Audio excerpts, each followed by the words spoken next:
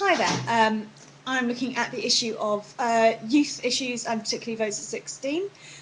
This is an issue which is really close to my heart and I'm very passionate about. I campaigned on the issue of votes at 16 when I was a member of the NUS, National Union of Students, when I was at university, and later on when I joined London Young Labour.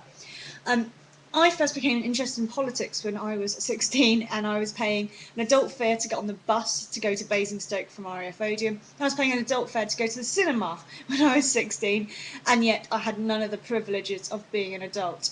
If at 16 you can work and you can pay tax and you can pay all the other things that hit you as an adult when you're 16, then I certainly think you should be allowed to vote. You know, at 16 you finish your GCSEs, you've clearly achieved a level of comprehension, you can clearly engage in the political process, and I think there is absolutely no reason why 16 and 17-year-olds should not be able to vote, and I think they should be actively encouraged to become politically active. Of course, at 16 you can become a member of a Labour Party, well, not just the Labour Party, but any party, and you can, get involved that way. But I think the most fundamental thing is being able to exercise on a general election and local elections your right to express who you think represents you and your concerns. I think it's very old-fashioned notice to think that that your parents or your wider peer group represent you in the voting.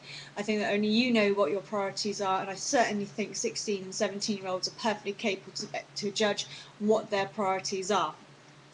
So yes, at 16 I felt it was very unfair. I went on to do A-level politics at QMC, went on to do a degree in government because I really thought that these issues, for example, getting involved in political participation, were really crucial. And I certainly felt as a young person that there were few people out there representing my views.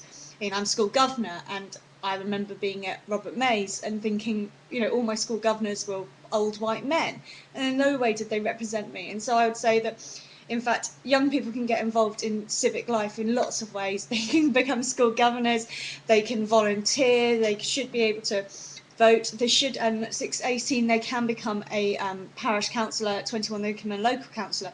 So I would say that I think we should have much more young faces out there representing their constituent, representing themselves and saying what their priorities are. I mean, we are doing a lot of things, there's youth mayors coming through that have got their own budget to spend to represent young people's views and to spend on young people's priorities. I want to see more of that, and I want to see more engagement on the part of young people.